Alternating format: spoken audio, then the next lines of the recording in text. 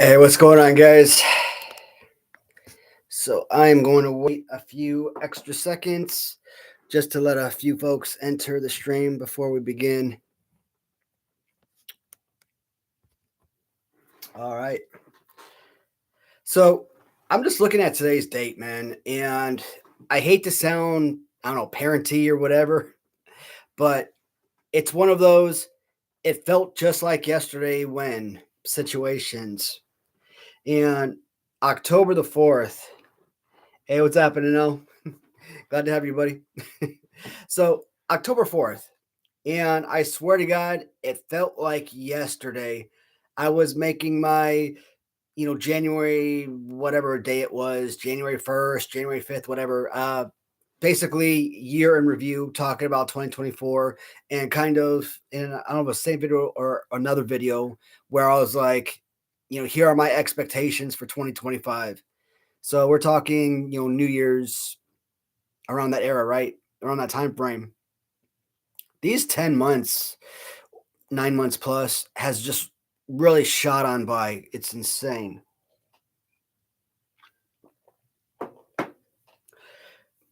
I also got a new roof this shoot, man.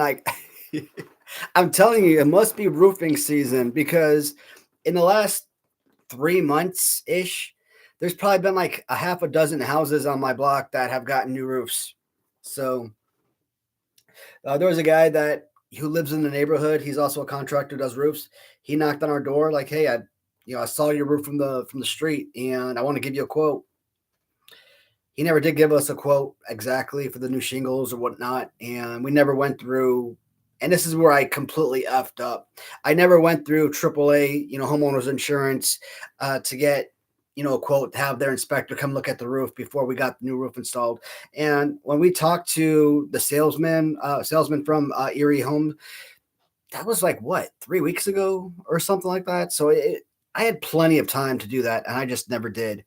I mean, that's just sheer laziness on my part, and that sheer laziness has probably cost me a fortune because who knows how much money I could have gotten back from the insurance company.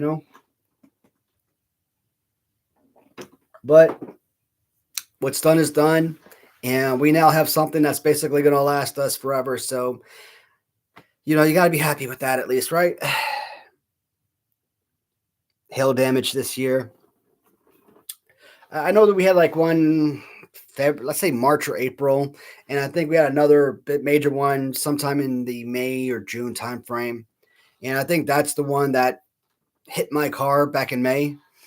And we're talking like a little small hole, small break in the glass, but I didn't get it fixed right away, right? And over the weeks, as weeks passed, that hole just kept migrating towards my driver's side window, and you could just see the crack getting bigger and whatnot. So before you have to be like all up on it to see it, but now you could like, well, then I fixed that probably a month ago or so. But freaking Louisville, I have been classifying as Seattle Light for years, and I will always stand by that. Mm. So, also, guys, I want to give a shout out to all the viewers, man. You guys are absolutely killing it for me, and I can't be more appreciative. So, my last live stream Wednesday, me and Bo breaking action. Such a fun video, man. I love having a co-host for these live streams. That's been so amazing. I remember looking at that the next day, and that son of a gun was up to like 1.6 thousand views. I can't get 1,000 views on a regular video, but a freaking live stream got over 1,000 views. I was like mind blown. And I think when I ended the live stream, on your cell phone they give you a recap. They don't give you no recap when you're doing it on the computer, on a desktop or laptop, whatever. But my cell phone, it gave me a recap, and I got like 13 new subs from that live stream. I'm like, God damn, that's freaking amazing. So you guys freaking rock, man. Tuning in every week and watching me. I really love the not only the commitment, but obviously the conversation and everything, right? But you guys don't stop there for me, man. Right now, the most successful video I have ever created. has almost 10,000 views, has like 500 likes or so on the video, almost probably around 300 comments already. And it's consistently getting new views, new comments on a daily basis, right? Here's the thing, a video that has almost 10,000 views does absolutely nothing for me financially, which sucks. I'm learning that short videos do not get monetized, I guess, because like I said, you would think a video like that would have made me a whole lot of money, but it hasn't. I really think that my live streams are the only thing that gets monetized. Like my regular videos, nobody really watches those, right? So I'm not really expecting like huge increments. Right now, I'm just kind of hovering around that dollar a day. So I'm just kind of sticking with that mindset.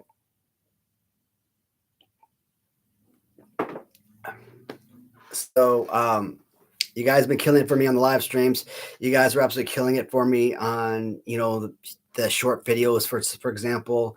And man, that blows my mind. I love seeing 1,000 plus viewers on a video because that's just I don't know. Like for me, when I first started, like I wanted to get out of the single digits. I want to get out of double digits. I just wanted to be at least be in the hundreds.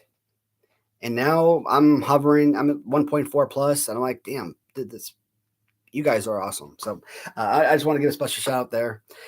Um, last the last video or last live stream, ton of new viewers, which was amazing. But also, we also ran into the issue where most of the viewers or most of the comments were spam.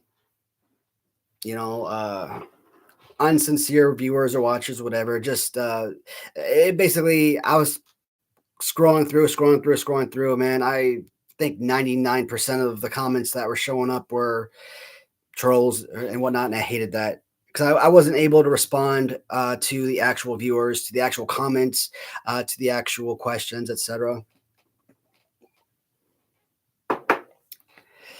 Hopefully, it'll be more tame today's live stream, and we can actually have a full on conversation. All right, let's go back to L says, "Lucky my roof was mostly paid for. I paid an extra grand or two for the best shingles, 50 warranty." Yeah, I think that's what I got with Erie Home. So it's a metal roof, and I think it's like good for like 50 years. But like, let's say at 49 years, I move, which in 49 years I'll be 89. I ain't going anywhere. Maybe to a old folks home or your retirement home or something. But uh, if you at 49 years you move, you transfer it over to the new homeowners. Guess what? It goes back to zero, which means they have that roof good for another 50 years under warranty. So I'm like, yeah, I am paying an absolute fortune for that roof, but I think it was important that if I'm upgrading all the stuff on the outside, the visuals of the home and everything, a lot of the stuff on the inside, your roof is kind of like one of your most important pieces of the house, right? So, I mean, you don't have the four walls if you don't have the freaking roof. So, yeah, that's an update on that. I put like a really quick 11-minute video together today, and I didn't really, do much over the last few days. I was just taking, clips of the workers on the roof and whatnot. I just put them all together in one single video and basically left it at that. But it was nice to get another regular video out because I pretty much moved away from regular videos over the last few weeks. Ever since the shorts been taken off, I've been making shorts almost every single day. And of course, live streams are always important to me. So, but I kind of want to move away from a lot of stuff that's common on the channel. Like, the toy reviews, they don't really get a lot of views, right? I enjoy making them. I love it. Giving shout outs for different groups, different organizations, right? Like Hastel Toys, like Latuni, etc. But at the same time, at some point, I'm going to hit like 45. I'm going to hit 50, and I don't want to still be doing the same thing. I want the channel to evolve, and each year it has. I've been adding new storylines, new topics of discussion, things like that. So, but I kind of want to do like what Jason Nupp on New Age Revolution does. He has this segment as part of his channel. Uh, hey, do you remember when? Or hey, do you remember? And when he came out with that very first video, I was jealous of him because I'm like, dude, I've been thinking about the same stuff forever, and you basically gave it a title. And I would love to make those type of videos. Those are fun. Those were enjoyable. That nostalgia, those memories. But I always try to be different, right? So I don't like doing the same thing that other folks are doing. But that's cool though. We'll find something to talk about eventually, right? Outside of regular videos where I'm talking about reviews or what have you. Hey, Dwayne, thanks, buddy. All right, we are the best. Man, today I wish the Cubs were the best. You know what pissed me off, though? Michael Busch. I actually called it. I said this man's going to hit a leadoff home run. Technically, I thought he was going to hit a home run on the first pitch. I think he got like a 2-1 pitch that he homered, but still, he led off the game with a home run. I'm like, we're right on track. We're going to do great. This is great things to beholden to us. That's not proper English. Whatever. I'm not even that drunk yet. What was I talking about? Oh, Cubs. Stupid. Michael Busch leads off with a home run. I'm like, this could be a good day. And then you turn to freaking left-hander Matthew Boyd, who phenomenal season, all-star, deserved it, has not been good in the second half. Working on 3 days rest, and the man is just absolutely obliterated. Like, I went outside to take a quick video of the roof, came back inside because I had just watched the Cubs bat to lead off the first. The Cubs are down like 6-1. I'm like, what the hell is going on? I mean, it was like 2-1. I saw 3-1. I come back in the room again. It's a 6. I'm like, Jesus Christ, it's the end of the one inning, and like I already know the game is lost. Here's another funny thing, man. Like for years, to this very day, I always hear, people pitch and complain, Cubs fans are the worst fans ever, they're real homers.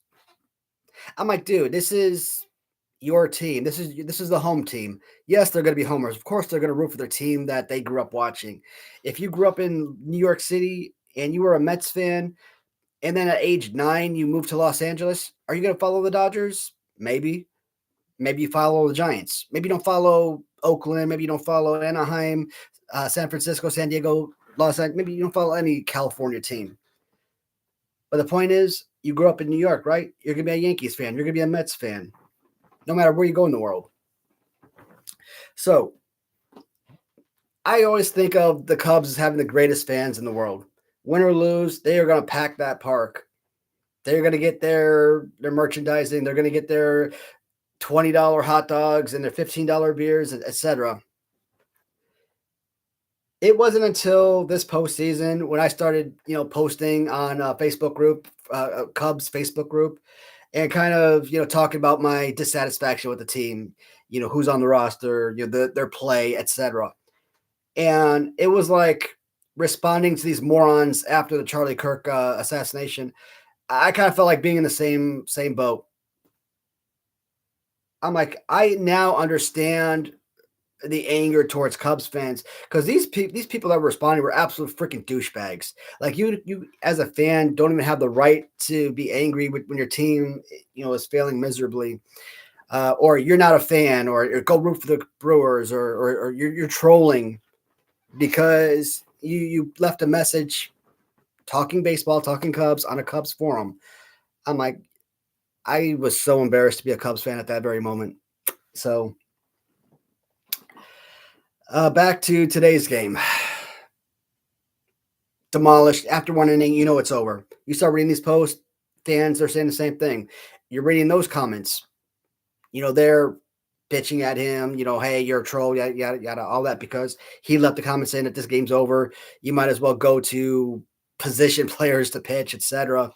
And I'm like, I kind of felt his pain because I knew how he was going to get lit up the same way I did because I voiced my opinion. But I didn't feel good about the Cubs in the Padres series. Miraculously, they made it out. But you know what? In 2017, I didn't feel good about the Cubs against the Washington Nationals. And somehow, no matter how hard they tried, I mean, the Nationals gave the Cubs that series.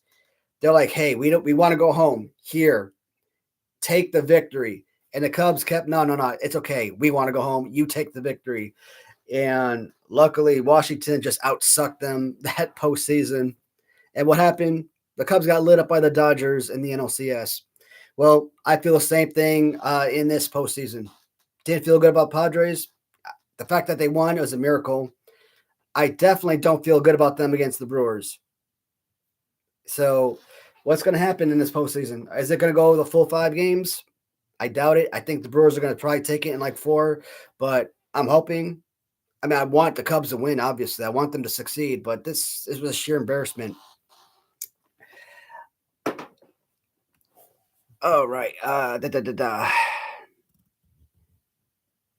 13 in the month of October, eh? 13, 13, 13. What was I talking about? That was 13. Saw a player named Voorhees in one of today's college football games. Tis the season. Oh, man. What is it? Is it Crystal Lake, the new TV show? I don't watch regular TV, so, or is that like a Hulu original series? But that's something I have to watch at some point in my life. But here's the thing: I want to watch it with my wife, right? Especially if I'm sitting in the living room. She's eventually going to come down into the living room and kick me off whatever I'm watching. She don't want to watch that, so I got to ensure that she's up for it beforehand. There's certain things you want to watch alone. There's things you don't want to watch alone, or like when it comes to Halloween, Friday the 13th, Nightmare on Elm Street, etc. I could go back and watch Friday or Nightmare on Elm Street Part 1, but where's the fun in that? I've already seen it a million times. I want to share that experience with my wife. I want her to be able to watch the movie, enjoy it, and want to watch the others.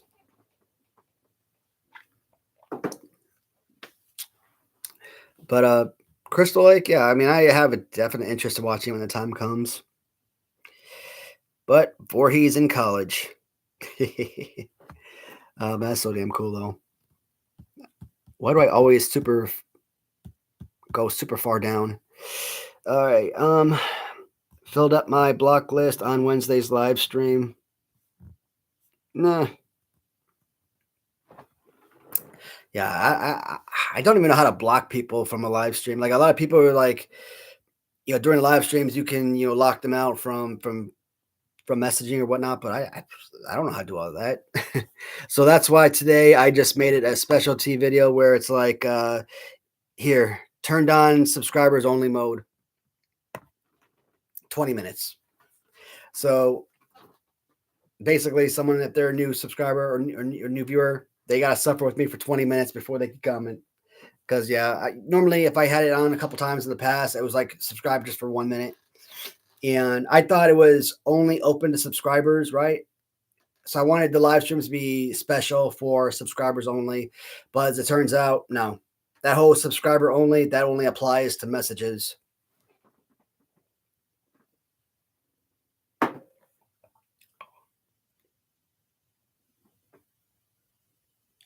Oh, man. Okay. All right, so we went too far back up now. Got to scroll back down. I never check BBA subs, but I happened to look today, and man, that dude has been underrated. He needs thousands of new subs to be fair to his talent. Hey, Dwayne, man, I've been trying to get all of my viewers to tune into BBA as much as possible. Give the man a subscription. The thing about subscriptions on YouTube, they are free, and you can always unsubscribe later. I mean, there are certain people that I watch on YouTube all the time that I subscribe, unsubscribe, resubscribe, because at some point I probably had like 100 freaking subscriptions, right? And I'm like, you know what? Let me go through this and just scrub everything and just basically keep the 5 to 10 that I know I normally watch on a daily basis. So like I might be watching the Hodge twins, for example. one of my favorite YouTube channels on the planet, man.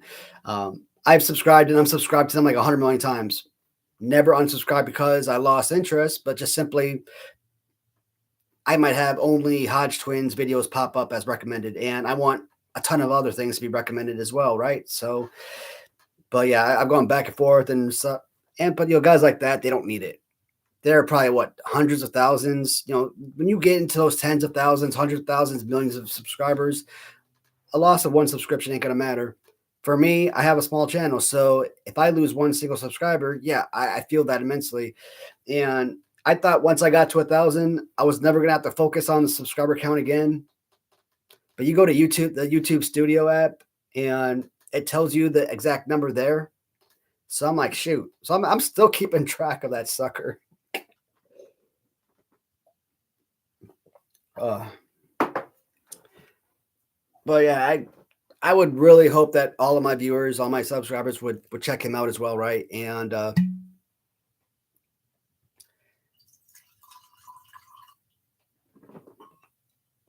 his stop motion action wrestling matches with the Hasbros and the Mattel Retros, even the commentary. Forget the hours that he spends into creating those stop motion, man. The commentary alone, if you're watching a black screen, is worth the sub.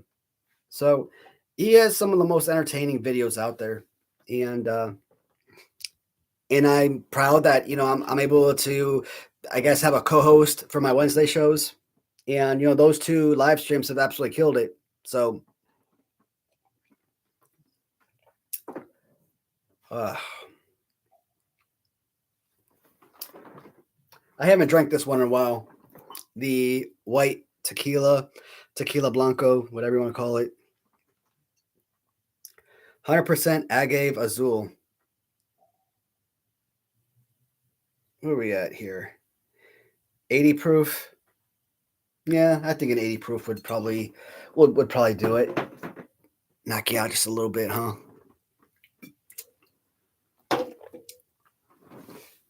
All right. You're goddamn right. That's funny. You're doing better than my Red Sox, bro. Damn it. I kind of looked at the different division series, right? Or the wild card series. Dodgers over Reds.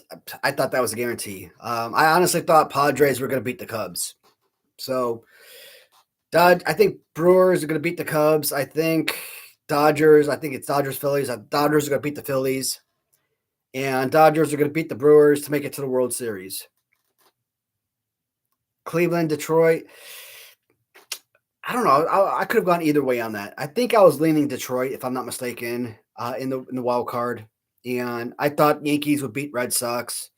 So I think Yankees are going to beat the Tigers, and it's going to be Yankees and Dodgers in the World Series again. Normally, whenever the Yankees are in the World Series, I pretty much give them the leg up because of the freaking Yankees. World Series championships is just in their nature. But Dodgers already beat them in the World Series, so I see no reason why the Dodgers won't take it again. Probably 6 or 7 games in the World Series. So that's my guess. That's how I feel like each round is going to play out.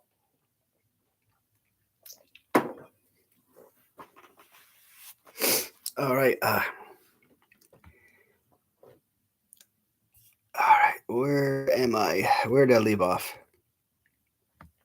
Hey, Rick. What's happening, bud? I got some more TNA wrestling DVDs. I'm a little disappointed in the condition of the cases. That's cool, man. Nick. My wife bought me like a box, like yay big, right? Probably good. I want to say 6. Not the box ain't that big. I mean, yeah, I think it held about 60 or so blank DVD boxes, right? When I was overseas as a soldier, I always came home with all these bootleg DVDs. And it's funny because you buy like a movie for like $2, or it might have 3 movies for $2. You might have 10 individual movies on one single DVD, and it's bootleg. You go to the hottie shop, buy it up, and $2. But me, I'm all about having the original stuff. So let's say 2006, let's say 2009, just throw out a number. Let's say there were four Wolverine movies out in 2009. You'd have all four on an X-Men DVD, $2. I'd still come home, I'd still buy the original DVD for $20 at the store or at the PX or whatever. So it's like, did I really need it? No, but it's just nice to have. And I was still a huge DVD collector, still a huge movie collector in general. And today, I mean, ever since I discovered Pirate Bay in Afghanistan back in like 2011, 2012, whatever, uh, I don't think I've bought a single DVD since. Now, over the last, couple of years, last year or so, yeah, I bought a ton of like wrestling VHSs and stuff like that. But, or if I go to like this Peddler's Mall or something and I find like this horror movie for like $5 or something, I'll pick that up if it's a VHS. But very few, I've purchased very few movies over the last 13 years or so. Ugh. That freaking taste is lingering. Damn, I'm going to be freaking wasted like crazy today. Somebody do me a favor. Scream through the computer if I fall asleep. I'll try my best not to do that. AI chat was hilarious. I don't know, man. I gotta. BBA is funny as hell on those AI videos, but the AI person talking, she bothers the living hell out of me. She literally says the exact same thing after every question, and I'm like, ugh, so frustrating. But the commentary again, BBA's commentary is hilarious, and the one that he did with the telemarketer. We need more of those videos. I actually tried doing a video like that one time, and it got like 50 views. So I'm like, nah, this isn't what the public wants, apparently. So, ready. On a little Siggy break. Are you sure it's a Sig? Question, question, question. All right. Can't blame your Nick addict here, too.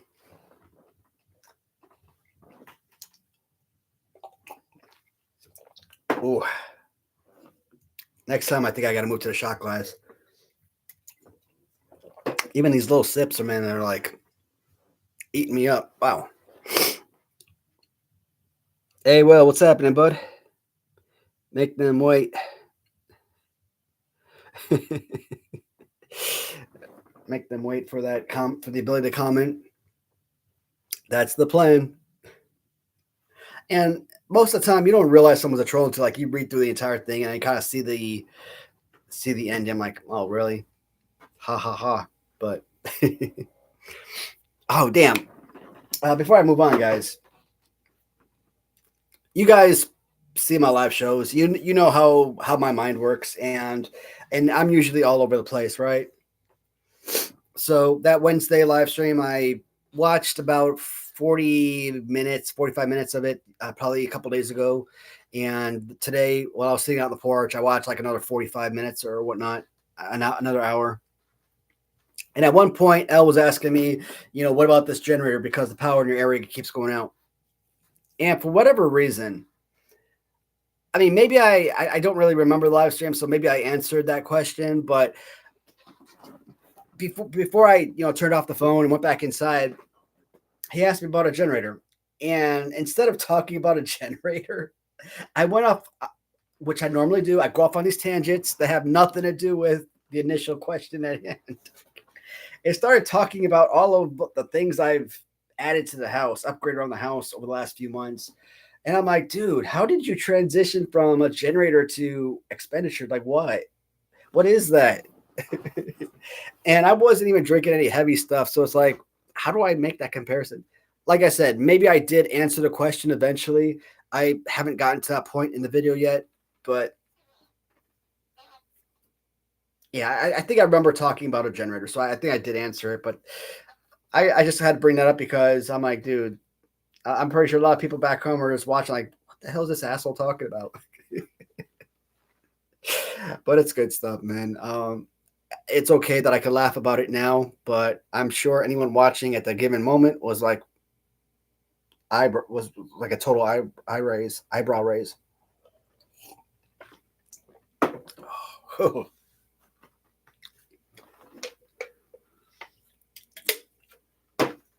Mm. Oh, so I took my wife. She had to take Fox, our 20-year-old. Oh, here comes the slurred speech now. I had to take our 20-year-old to the vet this morning, and while she was there, I'm like, you know what? Let me drive over to Kroger.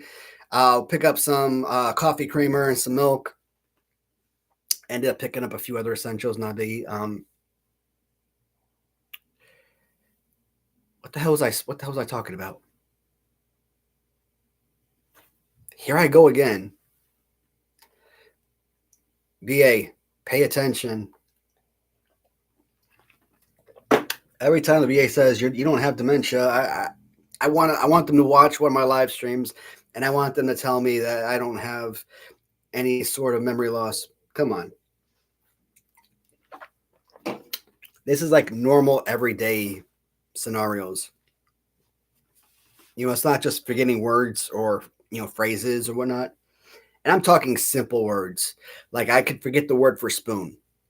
Literally. Stuff like that, right? Or this type of moments where I have a thought in mind and I completely forgot how the hell I got there. Hold on, let me backtrack.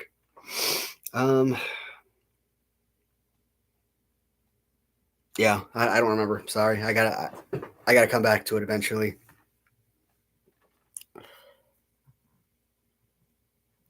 The conservative twins, the Hodge twins, yeah. I mean, they're Republicans, and they're family men. They're Christian people. I mean, the religion part really doesn't. I could care less about the religion part, but I love what they have to say, and they're just highly intelligent people. Plus, they got one of my most favorite introductions. It's a good show. It's a damn good show. Whenever I put them on in my living room, or if my wife is in bed and I'm in bed watching YouTube at night, I'll put that on. She'll get pissed off because she hates every time they say that. It's like, dude, you can't tell us you have a good show coming. Let the viewers watch and determine that for themselves. I think that's what her gripe is. But I love that. Like that is I don't really have that awesome opening segment to my videos. So the whole damn good show thing, hell, what's something easy like New Age Revolution, for example? Welcome to the cave, or whatever he basically says. That's an adequate introduction. A couple years back, he used to have this introduction. I guess the guy from It Crept In from the '80s was part of his channel. What was his name? I almost called him Tom Seaver. Pitcher, Hall of Famer Tom Seaver. Chris Seaver, was that his name? Anyways, they had this introduction to their channel, right? And I say there because they were kind of co-hosts, and like they're laying in bed, they're wearing pajamas, they jump up and just meet up at the house and just to talk about toys and movies and everything '80s. And that little introduction before the video actually started, I love that. I think that's brilliant. I would love something like that for my channel, but I don't have no actors and filmographers. Oh my god, filmography. That's not the word. Okay, I'm gonna put you down. I can't be there yet because I'm only 34 minutes in, and these streams usually go north of 2 hours. So I suck at pacing myself. Jesus.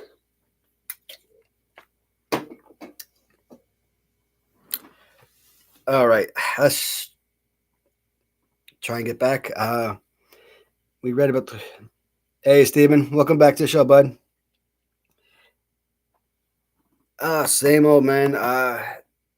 Kind of celebrating today a little bit because one more huge obstacle is checked off the list. Now these guys, they had me on financing for the roof, so I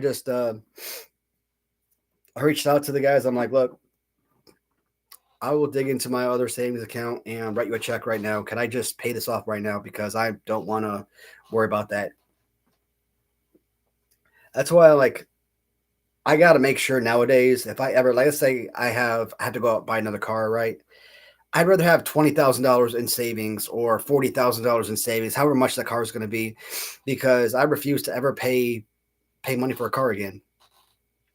It's like you buy a $300,000 house, you pay on it for 30 years, and you end up paying like 930 grand for a $300,000 house.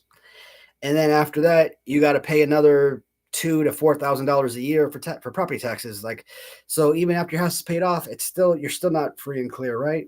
And I'm trying to get my VA numbers up to like 100 because once you get to 100, uh, it it allows you to get like free, not free mortgage.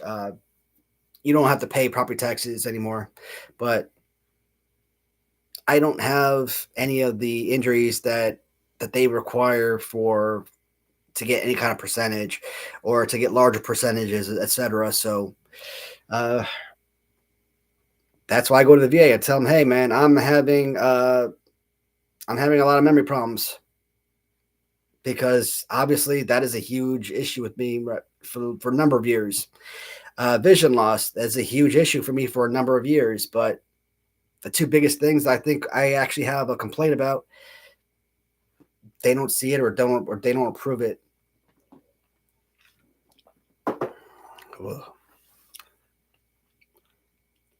Uh, Steve, tequila blanco. I mean, I got about well, shit. The last time I went to liquor barn, man, my wife and we bought like probably half a dozen or more bottles. Yeah, I'd say more than half a dozen. I'd probably say closer to 10. So if we say one bottle lasts you two, maybe three live streams, I probably have enough liquor right now without buying anything new for about the next 3 to 6 months. Easy. So yeah, damn, everything is blurry as hell. God dang. I need the Dodgers to win. They're facing the Phillies. I am more of I don't want to say a fan, but I don't like seeing the same team win every year unless it's your own team, right? So I am so over the Yankees winning all the time. I'm over the Dodgers winning all the time.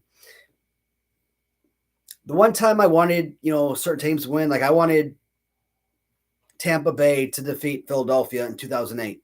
And then I wanted Philadelphia to beat the Yankees in 09. And yet it was the other way around, right? Phillies won in 08, Yankees won in 09. So it's like that was kind of frustrating. And going from a last place team, notorious last place team year in, year out for the Tampa Bay team to make it all the way to World Series in 08. I mean, they were the true underdog story. So I think everybody was rooting for them to win. But Dodgers, I mean, they have a recent World Series, so I don't mind seeing a team like Philadelphia win.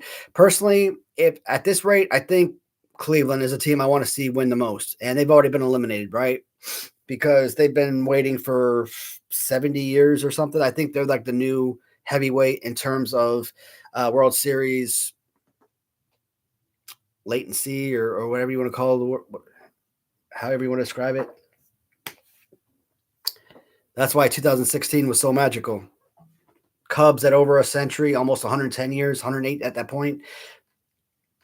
The Indians were somewhere around 50 something, 60 something years since the last time they won. But who else? I'm looking at the different baseball teams, and I'm not a Brewers fan. You can't be a Brewers fan, you can't be a Cardinals fan when you root for the Cubs. But let's say they advance to the championship series and they're facing the Dodgers or they're facing the Phillies. I'd probably want the Brewers to make it to the World Series and probably win because I think they're one of those teams that have the futility that they haven't won in a long while. or they have a habit of winning the division every year, but they suck in the playoffs. So obviously, I want Cubs to go first. Uh, I don't know. Is Toronto in, or is Toronto facing the Yankees right now? I forget, but Toronto could be a team I wouldn't mind seeing win. I still say Yankees and Dodgers are going to be the World Series this year. I say Yankees and Dodgers. I say Dodgers are going to win it all. That's my personal belief. But I am going to pray that goddamn Cubs do some damage in this division series, because I think if they do the division series, that might inspire them to actually do better in the championship series. I think they might be able to take the Dodgers. I'm not going to hold my breath, but I don't feel good about it, obviously, but I feel like they have an opportunity. All right, let's scroll on down. You made a nice dent in that bottle. Not a whole lot. I mean, yeah, it's about halfway, but when I brought it down, it was probably like here or something. So higher. I don't know. I mean, it wasn't like I didn't drink half the bottle already. At 80 proof, half that bottle, I think I'd be wouldn't be able to form thoughts at this point. But no, I only drank about about that much worth.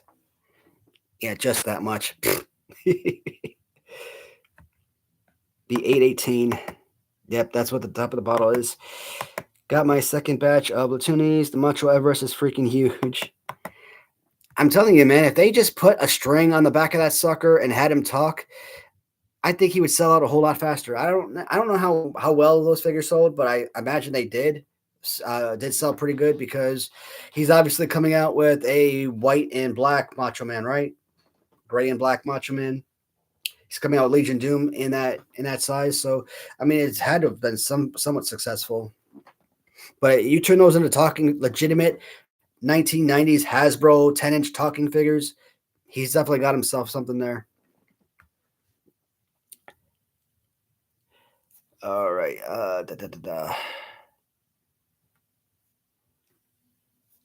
Oh man, did I go too far up or too far down? Oh, here it is. As are the Andre the Giants. Yeah, with Andre, it's kind of a different story. You already got big rubber guys. You already have LJN with the original where it's 8 inches across the board. Technically, if you take Andre's legs, Big John stud legs, you straighten them out, they could potentially hover a lot bigger than the rest of those figures. But it just so happens that their knees are bent, and that's what makes them line up with the rest of the figures. And I'm wondering why they did that with Kamala and why they did it with Hogan. That's probably why, because they're so much taller than a lot of the other guys. This guy's 6'8", 6'9". This guy's, let's say, 6'1", 6'3", 5'11", whatever. You definitely want to have some kind of scale, even though it's not necessary. It's not necessary to have anything bigger than 8 inches. Everyone's 8 inches. Hasbro, there's no reason to make anybody different size because they're all 4-inch figures, and that's what it's supposed to be, right? But you look at guys today, there's some folks out there, they're like, no, I want them to be in scale, right? You got a 7-footer, like let's say Big John Stud, 6'10", Big John Stud, and then you've got a manager, here's this female type that's 5'3". Why are they both 4 inches? Well, because it's Hasbro or because it's Mattel Retros. They all got to be in that same exact build. And they still make the female smaller.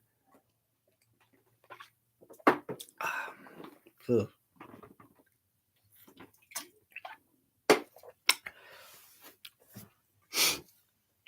All right. Was waiting for a bit, changing audience, still listening, just couldn't chat.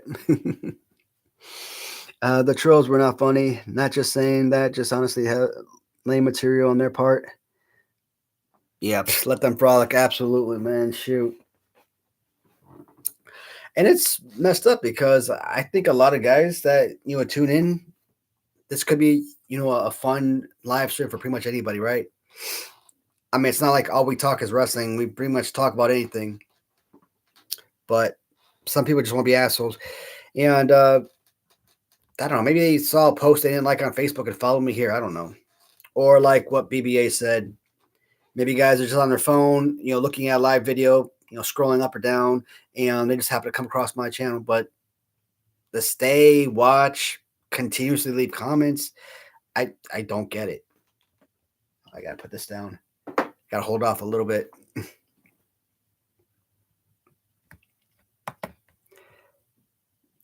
Haven't had to use my generator, but like the peace of mind, had to put it in when my father got sick. Yes, I remember you saying that. And I don't remember if I actually talked about the generator, but I'm gonna mention right now. I did, because I remember talking about being in the hotel. But I'll recap. So around February of 2023, there was a snowstorm, knocked out all the power, and that was like throughout Louisville. And my wife decided, you know what, she didn't want to be in the dark, she didn't want to be in the cold, so she wanted to go stay at a hotel. And I'm like, no, I'm not doing that. I'm not paying $100 a day, $50 a day, whatever the hell the hotel stay was. I don't remember, but for when we have a great big house, and every so often, like we'd drive up to like Walmart or something so that we could plug in our phones, charge our phones. And I'm like, I was prepared to do that just so that I didn't have to pay the extra money to stay at a freaking hotel. And we spent, I would say we probably spent almost a damn week in that hotel. So the power was out for a long ass time. And there are the occasional power outages throughout the course of the year, right? And a generator would make a lot of sense. Even a small generator, but I mean, even a small generator is like what, $1,500. So depending on the size of the generator, it could be 1,000, it could be 5,000, 10, whatever. I'm not looking at no $10,000 generator. I mean, that's like military style generators at that point, right? So let's say $1,500.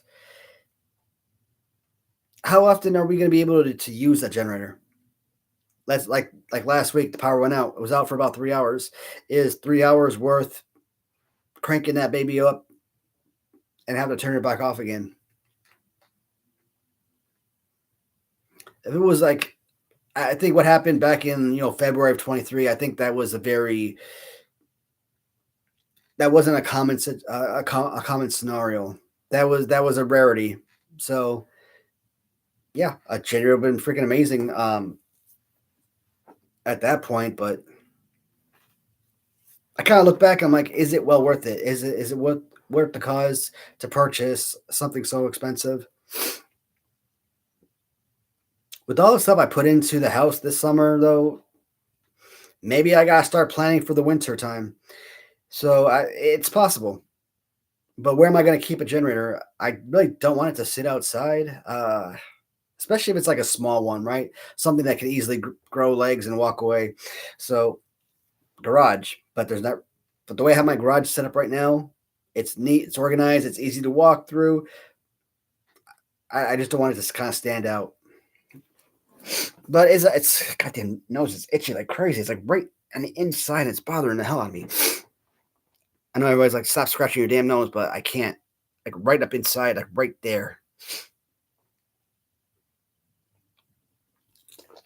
Ugh. Let me see if I could rescue this. Kind of mix this drink up. Hey, it turned it pink. Cool. Yeah, guys, my freaking head is swimming already, and I don't know if I'm going to be able to make it 2 hours today, let alone 3. I know it's going to happen. If I try to make it to 3 hours, I'm going to pass out like an hour 45 minutes in. So I want to apologize ahead of time to everybody. All right. Racing through that. Shoot, man. I'm like, I don't know how to pace myself. I suck.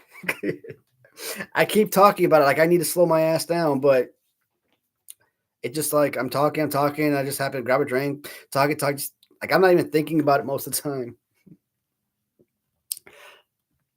All right.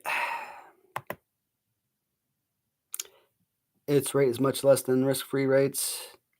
I'm getting more on my 4 and 6 week T-bills than I pay in car. What is that? T-Mobile, you said? Yeah, T-bills.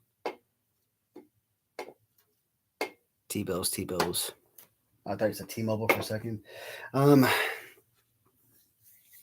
yeah, the last car I bought was my wife's 2018 Nissan Rogue, and the one we had, the 2007 Hyundai Santa Fe. And it was a smaller car. And this is whenever anyone wants to ask me, like, hey, why don't you ever go visit your family? And this is a particular reason why. So my wife, because of her back problems, her back surgery and everything, it was really hard for her to like bend down to that smaller car to get into the driver's seat. So she, like me, wanted her own SUV. So I bought the SUV straight up. Um, and that sucked because I had a decent amount in savings at the time, and that money was going towards the house, right? And by buying that car, I wiped out a good chunk of what was, what I was paying, what I had left over to pay it towards the house. And that really hurt. But it was 2018. I was stateside. I was working at Raytheon. Awesome paying job. Love that job. Want that job back. But I wouldn't just sign up for like any old job. Like if I could have like the same job I had before or better, yeah, that's what I would like. But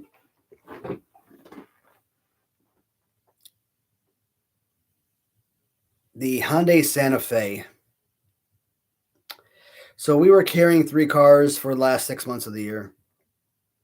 I bought her Hyundai or her Nissan Rogue in June of 18. In December of 18, I had taken the job with AC First to go back to Afghanistan. Well, we had 2 cars. My mom had spoken to me about my niece going to college and needing a car to get around, whatnot. And I'm like, you know what? This seems perfect. I called up my sister, be like, hey, my wife and I, we got this 3rd car. I understand that my niece requires a car. Would you guys take this car and make sure you take care of it while I'm gone? So it wasn't me giving them a car. It was me, not even, I wouldn't even say loaning. Yeah, well, we'll call it a loan. It was me loaning the car to them. At some point, I was going to need the car back. Like I told my sister, hey, if you guys decide you want a new car, do not sell this car. Do not trade this car in. If you no longer want this car, you decide you want to go buy a new car, call me so I can come pick up the car, or please bring that car back to me when you're done, right? Yes, this was a 2007 Hyundai Santa Fe. I bought this in like November of 06. So it was like right after I got back from my first combat deployment. Bought it for my wife. So in 2018, you're looking at about 12 years that we had that car. November of 06 until December of 18. Told my sister about it. She told me that she didn't really have an interest in getting it. But after I left, after I deployed, shortly thereafter, she and my niece drove up to Louisville to come pick up the car. So she comes knocking on our door, and my wife was surprised to see her. She didn't know she was coming. And I guess she told her that we had worked something out so that she could get the car. And I guess my wife didn't question it. Uh, I'm obviously on deployment. She can't contact me. So she went and, paid for the license transfer or whatever. Now I told my sister, I want you to pay me while you have this car. I don't care how much it is. If it's $100 this month, $100 every month for 7 months, and then you know what, you run into some financial difficulties, and you can only pay me $50. I'll take the $50 just so that I'm getting paid while you're using it. So you're not basically having it for free. Not once did they ever, pay me for that car. And then, like maybe a year or two ago, I learned that, probably more than a year, probably 2 or 3 years ago, I learned that my niece was in a wreck and the car was destroyed. At no point did they tell me that they destroyed the car. They never paid me for it. Nothing. I'm like, okay, did you have insurance on the car? Where is the insurance payout? Oh, we only had this amount of coverage, so she wasn't paid for the car, only for them. I'm like, So you take this freaking car from me and you don't insure it appropriately. Are you effing retarded? 12-year-old car, but if you look at it, it looked brand spanking new aesthetically. No issues with the car. And we don't go anywhere. So that car in 12 years probably had less than 30,000 miles on it. So if I put a for sale sign on that car and set it on the side of the street, I could have probably got $12,000 or more for it. I mean, I wouldn't take 12,000 because that car cost me a whole lot more over the years. But I'm just saying, you could have made some significant money. Now, if I traded it in, yeah, I wouldn't have gotten trade value for it. But selling it by yourself, absolutely.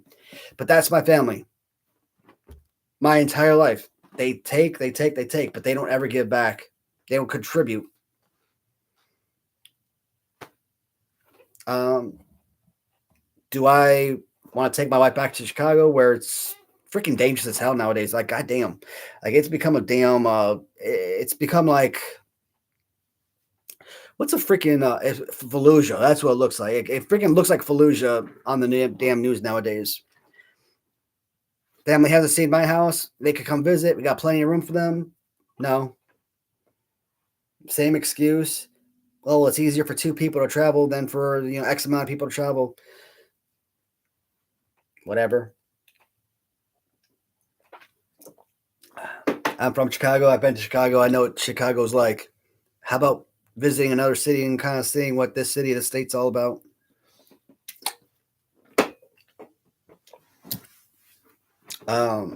Damn, cousins. Like around 92, 93. I want to say 92. I don't know. I was probably like 7 years old. And my cousin, my uncle, my cousins were visiting from South Carolina. And my mom and me and my siblings, we went to go visit our grandma, my father's mom, in St. Louis. So we're gone for a week or whatever, a few days. I don't know how long. We came home. Uncle and cousins were gone. Up in my upstairs bedroom, what did I see on the floor? Those plastic sleeves that you put your baseball cards in, basketball cards that hold 9 cards. Those little sleeves were just scattered all over the floor. I went into my trunk, opened up my little case with my basketball cards. Every freaking Michael Jordan card that I had was gone. I probably had like 23 Michael Jordan cards. You know how much those damn things would be worth today? Not only because he retired, because of, freaking legend, the GOAT, obviously. All these other cards they had. My oldest brother, Eddie, over the years, stole, I don't know how many video games and clothes and just all that stuff. No, I mean, they're all criminals, man. No respect, and they have no respect for themselves. They have no respect for family. It's like, why do I have to always be the good guy and respect them and treat them right? Insane.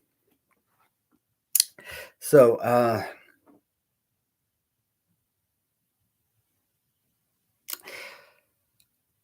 here's one of those situations again. I don't know how the hell I got to telling this story. I'm sorry. I'm pretty sure I had a point in mind, but I don't remember it. Don't you guys just love watching a live stream from this jackass who doesn't even know what the hell he's talking about half the time? All right, let's move on, shall we? Carlon, I know I've seen that one. I'm rooting for the Cubs, but when they fall ill, I'll root for the Mariners. Yeah, the Mariners. You know what? Yes, that's why. If the Cubs don't win, I like the Mariners.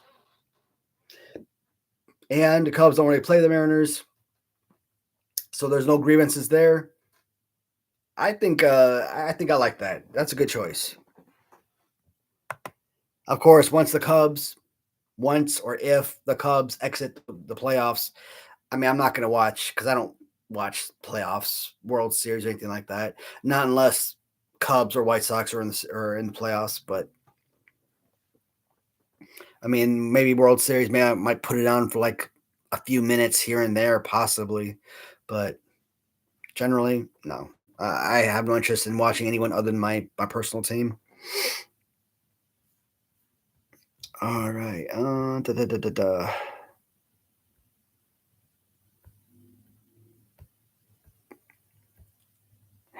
I don't like the Dodgers. They just won, and they've been doing some burning out of the county with their free agent signings. There's got to be a freaking a limit to to spending, right? Basketball has a salary cap and whatnot. So like, why? And you would think, okay, you know what? You want all the players to get as much money from them as they humanly can. But oh well, this guy's a billionaire. He can afford to pay you this guy $50 million a year. He can afford to pay this guy 30 million. Like, well, shit, he won't be a goddamn billionaire forever. He pays $600 million a year for a freaking roster construction. God dang. I mean, we're paying Shohei Ohtani $700 million. You've got Mookie Betts on there. Who knows how much Mookie Betts is making? I would say at least a couple hundred million, if I'm not mistaken. I mean, Freddie Freeman's probably making $20 million a year, close to it. I mean, what other superstar? I mean, Clayton Kershaw, he just retired, or he's gonna retire at the end of the season, probably at the end of postseason. But I mean, he was like 30 something million, 35, $36 million a year as a pitcher. Even these closers, the Cubs wanted these closers. They couldn't get them. The damn Dodgers outbid them. $15 million a year for a closer. And what I'm hearing is that these closers were absolute straight trash. It's frustrating. But I'm also jealous as hell because they got an owner that's willing to put up the dough to help win a World Series. We got another multi-billionaire owner for the Chicago, and they always are pinching their pennies with any signing. And the ones that they do sign never really pan out the way you want. Okay, here's Hayward. First season Chicago, they win a World Series. You would think 8 million or 8 years, $183 million is well worth it already. For a 7-homer, 40 or 50 RBI right fielder. Dansby Swanson, another almost $200 million for 7 years. Suppose it's 183, something like that. I mean, is he worth that money? Not even close. I mean, he's a Gold Glove shortstop. He still puts up 20-plus home runs a year, 70-plus RBIs. So he is far superior offensively than Hayward ever was. But, I mean, he's basically, in my opinion, $15 million max. So the Cubs do pay up from time to time, but they pay up for the wrong darn guys. And I got a feeling that they're going to try and pay up for Kyle Tucker, who is basically at this rate a $10 million 1-year contract, but somebody's going to give him $400 million. And I just hope it's not the Cubs. If they get him to like a, who was it? Cody Bellinger type deal, 3 years, 90 million or something like that, maybe. Take this window of opportunity and see if we can win with him. But even $30 million a year on a short contract is way too freaking much money. And remember, it's us fans who are paying that, not really the owners. So your baseball ticket, where it used to be so far up, you're basically touching the clouds. Those seats that used to cost $5 when I was a kid probably cost $250 today. Or sit behind home plate, probably a $500 ticket. Today, that's probably a $2,500 to $3,000 ticket. So, like, no. Like, why? Let's see what we got here. If Yankees Dodgers World Series, that will save me some time as I won't be watching. I'm kind of like right on the same boat as you on that one.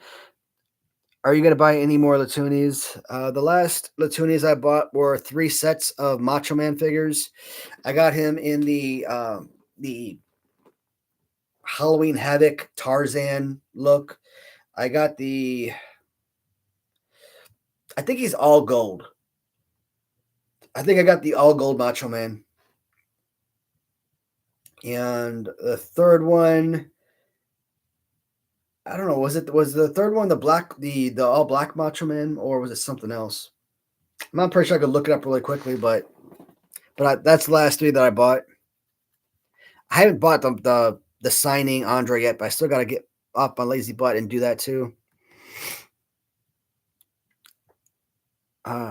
You see the new Big Rubber Guys PO, another Andre and Hercules. Yeah, I did get those, and I actually bought 2 sets. So again, one I'll keep in package. And I keep telling myself I gotta stop doing that because I want to keep the figures in package, and I could still take them out easy enough for review videos. I really don't need a second. But I got that one shelf in my display room that has all the loose figures, right? And I love having them sit out like that. That looks great. But I'm already running out. I'm already out of space. So I have to start pushing some figures back and really, instead of having the space between them, I'm really got to start squeezing them together. But again, I probably have, if I do that, 12 more figures, maybe six even, a smaller amount. But I keep thinking value. Now, why do I care about value when I really have no interest in selling my collection? I look at Demolition. Demolition, Big Rubber Guys. I don't know if that will ever happen again with one of their figures. But the fact that those guys gone up like 400% in value within months, I mean, I keep thinking, okay, you know what? Let me get a second set because maybe, hey, if that happens again, I would like to make sure that this expensive figure I have available, and I won't have to pay $400 for a loose figure or for a figure that I plan on displaying loose. Or if somebody else wants it and I have it and it's selling for $400 on eBay, and they offer me $200 for something I paid $50 for, yeah, they're getting it for half price, but I'm getting it for four times what I paid. So, like, for me, that's a freaking awesome investment. So that's why I kind of feel like I have to keep buying the second set. But for how long could I keep that up, you know?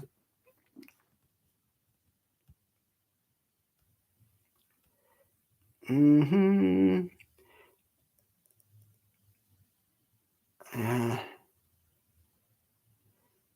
Uh, don't know who that is. So, um, yeah, I didn't delete nothing, so I don't know what that comment is, and I don't remember seeing that video. So that's very well possibly was auto deleted or something. I don't know, but yeah, I don't recognize your screen name, bud, and I don't recommend or I don't remember seeing that question. Because anytime anybody tries to like send me recommendations, I'll take a screenshot. That way, when I do make the video for them, I can kind of shout them out in the video. And a lot of my videos a lot of my shorts that I'm putting out right now have to center around those special requests that people are asking me about. So, do you have any extra LJN bio cards you want to part with? I'm trying to build up my collection. Hey, Steven, unfortunately not. I only have two bio cards loose. I know I have a Big Boss Man bio card I positioned behind his figure, and I think I have a Slick, if I'm not mistaken. But those are my only two. And would it be something I'd like to add to the collection? Sure. But like I'm talking like maybe a couple of dollars for a single bio card. Maybe I'll pay more for like your Series 4, Series 5 figures, even more for your Series 6. But I mean, it would look nice to sit behind the figures, but overall, like, it's not like a major part of my collection or anything. LJN Bible card collection. I mean, I did say that, hey, if I ever bought one, I had to buy them all, right? But so many expensive things out there, so many items that I want, and I have to allocate my money towards that stuff. So something a little bit smaller on the list, like a Bible card, I have to make it obsolete, which I don't want to, but not really much of a choice, right? Um, just starting my collection right now. I have about 15 picked up from Jason Up. Well, Bio cards. Oh dang.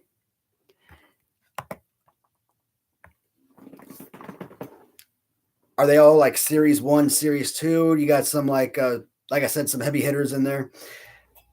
When it Bio cards, when it comes to like Big John Stud, Iron Sheik, Nikolai Volkov, Junkyard Dog, right? Even like series 3, Jesse Ventura. Series 2, Paul Orndorff, King Kong Bundy, George Steele. Those are to me, they're just bio cards. Like they're to me, they're not like a very valuable or necessity to have as part of the collection. So, like I look at those as like $1 or $2 purchases. And if you get to someone like Outback Jack, Coco Beware, even Jake Roberts, I could see paying $10. Maybe they sell $10, $15, but like would I pay that? Maybe not, not unless I was very close to completing the collection, right? Then I'd probably say maybe $5 to $9 or something per bottle card. But you buy 10 and you get at $9 a piece, that's still $90. Shipping, let's say another $5, taxes, $100 for basically 10 cards. I mean, is there value there? That's the question. Now, a lot of people are like, hey, I'm just a collector. I'm just collecting this for myself for fun. Sure enough. But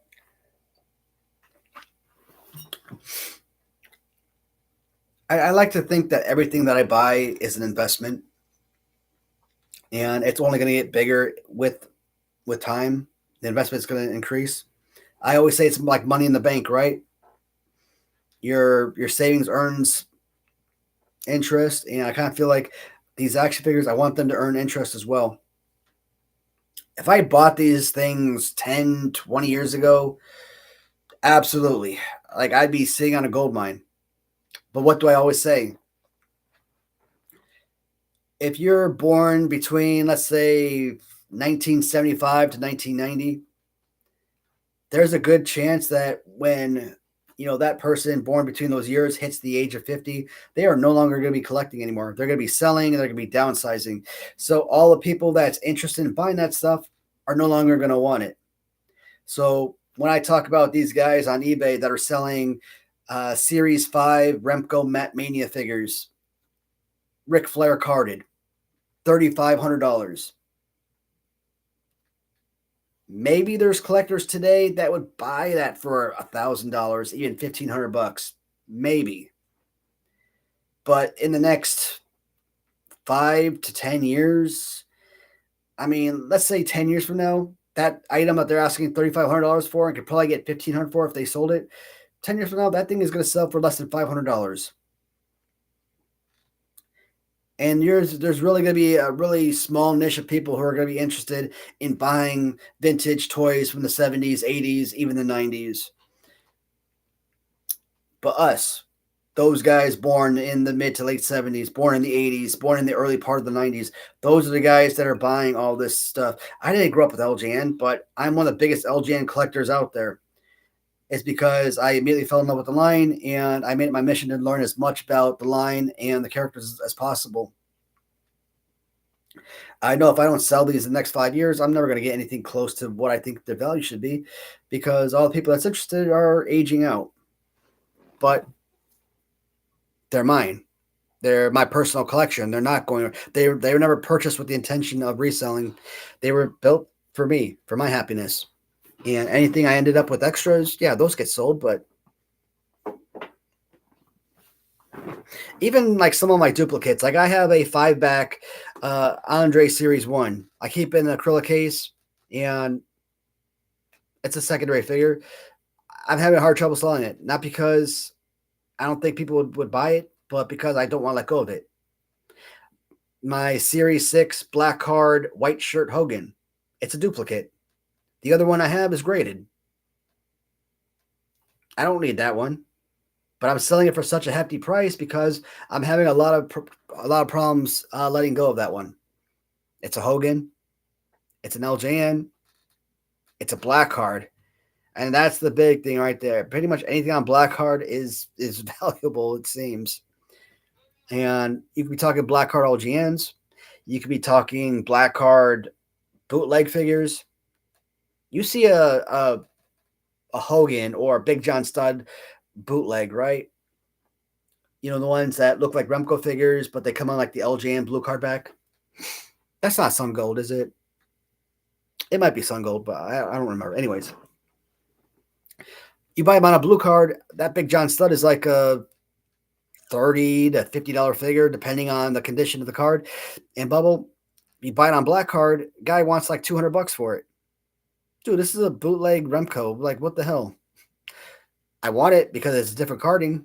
It's a variant, but you're getting the exact same figure, exact same piece, right? Black cards. Anything on black card is more valuable. That's why I want to put my Maniac Right Wrestling on black cards and have like a black poster and everything, because I want them to have that immediate look of being valuable. And the fact that if I only do one series, like I talked about, they're gonna be so freaking rare, and not many people are gonna have the opportunity to own it. And I think that's gonna be incredible. But we will see what happens. I mean, I talk to you guys every week about it. I mean, me and BBA have our Wednesday show together, so that's pretty much gonna be the topic most weeks to kind of keep you guys up to date with what's going on. But at this point, I kind of feel like it's a really long process. I'm going through Kevin Pilkey for the new designs, right? And there's still some designs like the writing on the T-shirt that he didn't put on the last upgraded figure. Uh, sorry, I'm gonna have to. So we're not gonna go with the same design. BBA came up with a new pose and new mask, and everything. So this one is pretty incredible. Don't get me wrong, and I really wanted this to be mass produced, but the new one that we're getting for BBA, I think it's going to be equally, if not better. So at some point, I will put up the two pictures and let people decide, hey, which one would you prefer? And hell, I might create another bundle or another rubber figure of this one and only release like 10 figures. And that way it really is the most unique piece out there. But I still got to wait for the final three file to be made, and then I got to send it out to like Latuni or to Alibaba so that they can generate the figures. I talked to AJ over at Latuni, and I'm like, look, Alibaba's throwing me around. I'm not getting any response from Net Random Treasures. Kevin only does resin figures. There's either going through Alibaba to try and do this myself and not go through anybody else for help. I can try to go through Nick over at Lady Lux Leather on eBay, and which might be the best choice of course of action, but they'll be customs, right? Other option is try to go through AJ and see if I can use his factory, and kind of same thing that like what Sean over at Kayfabe Heroes